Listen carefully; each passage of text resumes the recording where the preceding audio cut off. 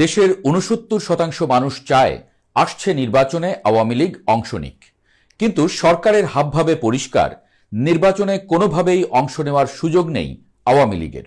দেশের অধিকাংশ মানুষ যেখানে আওয়ামী লীগকে চায় নির্বাচন করুক, সেটা শর্তহীন বা শর্তযুক্তভাবে, সরকার কি তা অগ্রাহ্য করতে পারবে?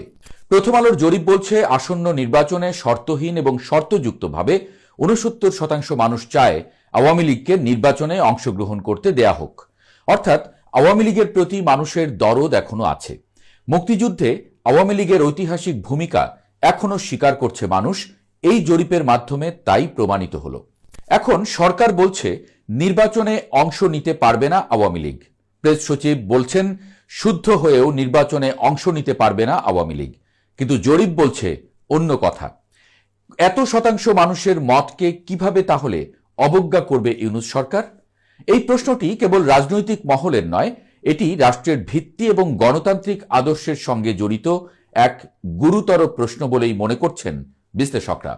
যখন জনগণের এত বড় একটি অংশ একটি নির্দিষ্ট রাজনৈতিক দলের অংশগ্রহণ দেখতে চায়, তখন সেই জনমতকে উপেক্ষা করা গণতন্ত্রের মূল চেতনার পরিপন্থী, এমনটাও বলছেন তারা। দেশের ৬৯% মানুষ যখন প্রত্যক্ষ বা পরোক্ষভাবে একটি দলের নির্বাচনে অংশগ্রহণের পক্ষে মত দেয়, তখন বুঝতে হবে এই জনমতের ভিত্তি শুধুমাত্র সাম্প্রতিক রাজনৈতিক লাভ ক্ষতির নয়, এর মূলে রয়েছে এই দলটির সুদীর্ঘ ইতিহাস, ঐতিহ্য এবং বিশেষ করে মুক্তিযুদ্ধে তাদের কেন্দ্রীয় ভূমিকা।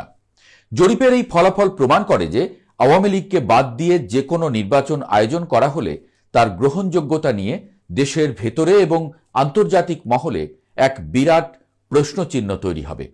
মানুষ এখনও আওয়ামী লীগকে স্বাধীনতা এবং মুক্তির প্রতীক হিসেবে দেখে, তাই তাদের অংশগ্রহণকে রুদ্ধ করে দেওয়া মানে প্রকারান্তরে ইতিহাসের একটি অংশকে অস্বীকার করা। জনমতের দর্পণে আওয়ামী লীগ, নির্বাচনের অপরিহার্যতা। প্রথম আলোর এই সাম্প্রতিক জরিপ বাংলাদেশের রাজনৈতিক বাস্তবতায় এক নতুন মাত্রা যোগ করেছে। জরিপে দেখা যাচ্ছে প্রায় ২৭.৮% উত্তরদাতা কোনো শর্ত ছাড়াই আওয়ামী লীগকে নির্বাচনে দেখতে চান। পাশাপাশি ২৬% মানুষ মনে করেন শাস্তি এবং সংস্কারের পর, এবং ১৪.৮% মানুষ আনুষ্ঠানিকভাবে ক্ষমা চাওয়ার পর দলটির নির্বাচনে অংশ নেওয়া উচিত বলে মনে করেন। সব মিলিয়ে শর্তহীন বা শর্ত সাপেক্ষে ৬৯.২% মানুষ আওয়ামী লীগকে নির্বাচনী প্রক্রিয়ার অংশ করতে আগ্রহী। আওয়ামী লীগ কেন নির্বাচনের সুযোগ পাওয়ার যোগ্য? আওয়ামী লীগকে নির্বাচনে অংশগ্রহণের সুযোগ দেওয়া উচিত, এই মতামতের পেছনে কেবল বর্তমানে তাদের প্রতি থাকা রাজনৈতিক সমর্থনই একমাত্র কারণ নয়। এর মূল ভিত্তি প্রথিত আছে বাংলাদেশের অভ্যুদয়ের ইতিহাসে।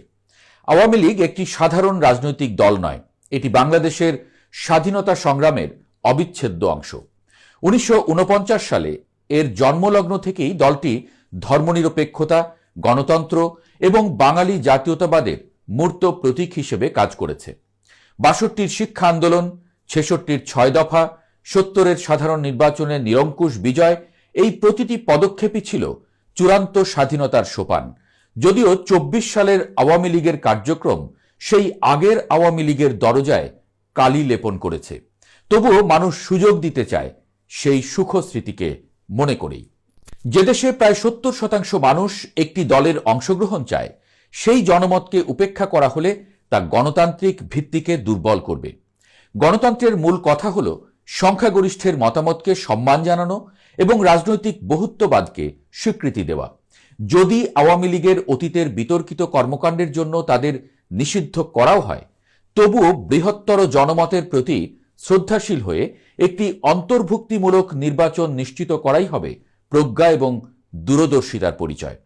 শাস্তি বা সংস্কারের শর্ত যুক্ত করে হলেও জনতা তাদের অংশগ্রহণ চাইছে, যার অর্থ তারা একটি ঐতিহাসিক আপোষ ও সংশোধনের মাধ্যমে এই দলটিকে জাতীয় মূলধারার রাজনীতিতে ফিরিয়ে আনতে প্রস্তুত। বিএনপির দৃষ্টিকোণ, একটি সার্বজনীন নির্বাচনের প্রয়োজনীয়তা। আওয়ামী লীগের অত্যাচারের সবচেয়ে বড় শিকার বিএনপি, কিন্তু বর্তমানে একটি গ্রহণযোগ্য নির্বাচনের জন্য আওয়ামী লীগের অংশগ্রহণ যে অপরিহার্য, তা বিএনপিও পরোক্ষভাবে উপলব্ধি করে। একটি দলের অনুপস্থিতিতে অনুষ্ঠিত কোনো নির্বাচন যেমন অতীতের মতো দেশে বিদেশে গ্রহণযোগ্যতা পায়নি, তেমনি বর্তমান ইউনূস সরকারের অধীনে অনুষ্ঠিতব্য নির্বাচনে যদি প্রধান কোনো দল অনুপস্থিত থাকে তবে তা আরও বড় ধরনের রাজনৈতিক শূন্যতা তৈরি করবে। গ্রহণযোগ্যতার প্রশ্ন। বিএনপি ভালো করেই জানে যে আওয়ামী লীগের মতো একটি বিশাল জনসমর্থন এবং ঐতিহাসিক ভিত্তিযুক্ত দলকে বাইরে রেখে তারা যদি ক্ষমতায় আসে তবে সেই নির্বাচন আন্তর্জাতিকভাবে এবং দেশের বৃহৎ জনগোষ্ঠীর কাছে প্রশ্নবিদ্ধ থাকবে। বিশেষ করে বিগত 15 বছরের রাজনৈতিক অস্থিরতার পর দেশের মানুষের প্রত্যাশা একটি সর্বজনীন অংশগ্রহণমূলক নির্বাচনের মাধ্যমে দীর্ঘমেয়াদী স্থিতিশীলতা। একটি শক্তিশালী প্রতিপক্ষের বিরুদ্ধে বিজয়ই কেবল সত্যিকারের গণতান্ত্রিক বৈধতা দিতে পারে। তাই বিএনপিও চায় আওয়ামী লীগ নির্বাচনে আসুক, তবে তা হোক সুষ্ঠু রাজনৈতিক প্রতিযোগিতার মাধ্যমে। এটি নিছক উদারতা নয়, বরং রাজনৈতিক বাস্তবতারই প্রতিফলন। আওয়ামী লীগকে নির্বাচনে সুযোগ না দিলে কি হতে পারে? আওয়ামী লীগকে নির্বাচন থেকে দূরে রাখার সিদ্ধান্ত দেশের ভবিষ্যৎ রাজনীতি এবং স্থিতিশীলতার জন্য গভীর চ্যালেঞ্জ তৈরি করতে পারে।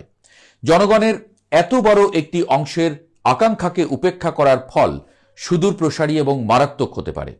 নির্বাচনের গ্রহণযোগ্যতা সংকট।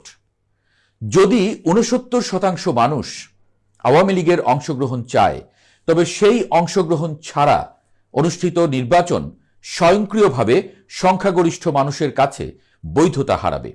নির্বাচন নিরপেক্ষ এবং সুষ্ঠু হলেও একটি প্রধান দলের অনুপস্থিতি একে অংশগ্রহণমূলক নয় তকমা দেবে, যেমনটা আন্তর্জাতিক মহলে অতীতের নির্বাচনগুলোর ক্ষেত্রে দেখা গেছে। এতে দেশে নতুন করে রাজনৈতিক অনিশ্চয়তা তৈরি হতে পারে, এমনকি আওয়ামী লীগও কিছু বলার সুযোগ পাবে। রাজনৈতিক শূন্যতা ও মৌলবাদের উত্থান। আওয়ামী লীগের মতো ধর্মনিরপেক্ষ এবং উদার দল নির্বাচনী প্রক্রিয়া থেকে সরে দাঁড়ালে এর ফলে তৈরি হওয়া রাজনৈতিক শূন্যতা পূরণ করার জন্য অন্য শক্তি মাথাচাড়া দিয়ে উঠতে পারে। জরিপের তথ্য অনুযায়ী বিএনপি সবচেয়ে বেশি আসন জিতবে বলে মানুষের ধারণা থাকলেও জামায়াতে ইসলামের প্রতিও একটি বড় অংশের মানুষের সমর্থন দেখা গেছে। আওয়ামী লীগের অনুপস্থিতি ধর্মনিরপেক্ষ শক্তির পতন ঘটাতে পারে, যা মৌলবাদী বা চরমপন্থী রাজনৈতিক ধারাকে শক্তিশালী করতে পারে। এটি কেবল দেশের অভ্যন্তরেই নয়, আন্তর্জাতিক ক্ষেত্রেও উদ্বেগের সৃষ্টি করবে। গণতান্ত্রিক প্রতিষ্ঠানগুলোর দুর্বলতা। জনগণের মতামতকে সম্মান না জানালে গণতান্ত্রিক প্রতিষ্ঠানগুলোর প্রতি সাধারণ মানুষের আস্থা আরও কমবে। ইউনূস সরকার ক্ষমতাচ্যুত আওয়ামী লীগকে নিয়ে যে কঠোর অবস্থান নিয়েছে তা যদি জনমতের বিরুদ্ধে যায় তবে এটি সরকারের প্রতি জনগণের অবিশ্বাস তৈরি করবে। এক দলের দমনপীড়ন আরেকটি দলের প্রতি সমর্থন সৃষ্টি করতে পারে, যা ভবিষ্যতে রাজনৈতিক প্রতিশোধের চক্রকে আরও দীর্ঘ করবে। এর ফলে দেশের শাসনতান্ত্রিক প্রক্রিয়া, আইনশৃঙ্খলা পরিস্থিতি এবং অর্থনৈতিক স্থিতিশীলতা মারাত্মকভাবে ক্ষতিগ্রস্ত করতে পারে। ঐতিহাসিক ভুল।